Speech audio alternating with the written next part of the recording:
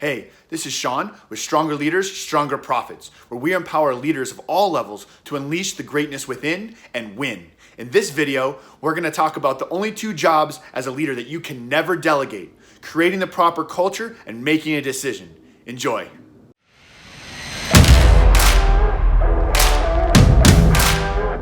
So hey, you're a leader within an organization, or maybe you're a business owner and you're trying to run an entire organization yourself.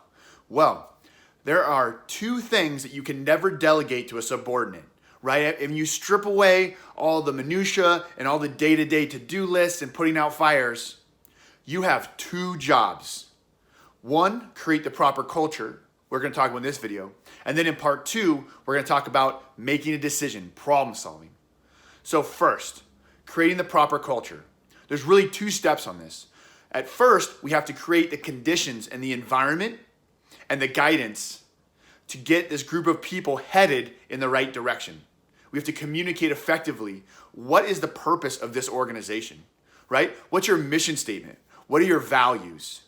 What do you stand for? What problem do you solve for people? Why do you even exist? We have to answer that, and it has to be very clear.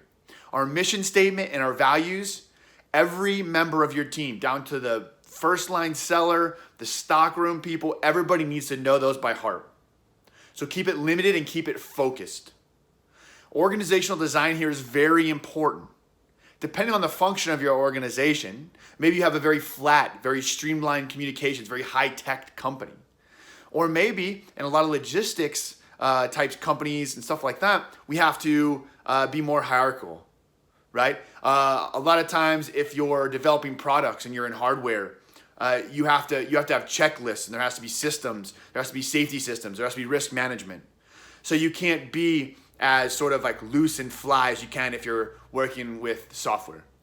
So organizational design is very critical and must align with the type of culture, the type of organization that you want to have to fit people into. But that's just the beginning. Now, once everything's set up and running, you have to make this train work, and you have to keep this culture going. And you have to develop and adjust over time. The culture inside a brand new startup with 2 or 6 or 7 people is a lot different than a company with 1,500 employees. It has to be by its very size, by its very nature, even if it was in the same industry and trying to do the same thing.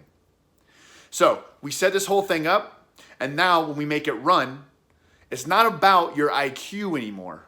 We were going to transition from using your IQ to your EQ. Your EI, your emotional intelligence.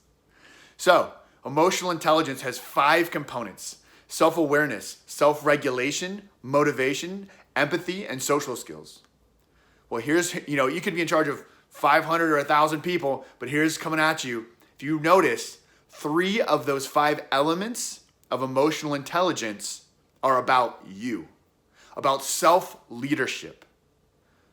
Because you have to lead by example. Right? If you don't have integrity, it doesn't matter how smart you are, no one's going to follow you. If you say one thing and do another, no one's going to follow you. So you have to really take all those elements about being a leader, and you have to live that every day. How you treat other people, how you carry yourself. What kind of self-discipline do you have? Right? You can't put a bunch of checklists and have your employees say, you have to do this by the book, and then you don't follow, right, the regulations that you set, or society sets, or the expectations that people have of you, right? Trust and respect have to go down in an organization before they ever come back up. And that starts with you and the way you lead yourself, right? In the military, one of the first things we did, and it could be for any type of school, was we always did a PT test. 2-mile run, 2 minutes of push-ups, 2 minutes of sit-ups.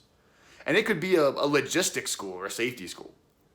So you might say, well, why are you doing physical fitness test before someone gets in? And why is that even important in some of these jobs in the military? Well, here's the thing. You can't really control some of the experiences you've had in your life. You can't really control what you've been exposed to, or even what your current skill set is. A lot of those things are outside of your control sometimes. But what we recognized was everybody knows they got to run 2 miles. They got to do 2 minutes of push-ups and 2 minutes of sit-ups. So now it's a check on self-discipline. Does this person care? Because this is the one thing that they're 100% in control of. So do they show up ready and committed to this small thing So now can I trust them with big things? Well, people are looking at you the same way. So again, with creating culture, it starts from the top. What's the purpose, mission statement, values, organizational structure and design, incentive plans, all that stuff.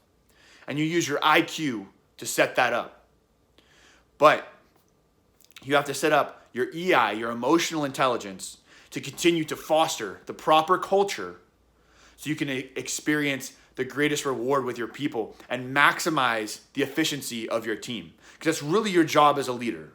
When it comes down to it, you can't always pick who's on your team or the market environment, all that. But you take all those variables into account.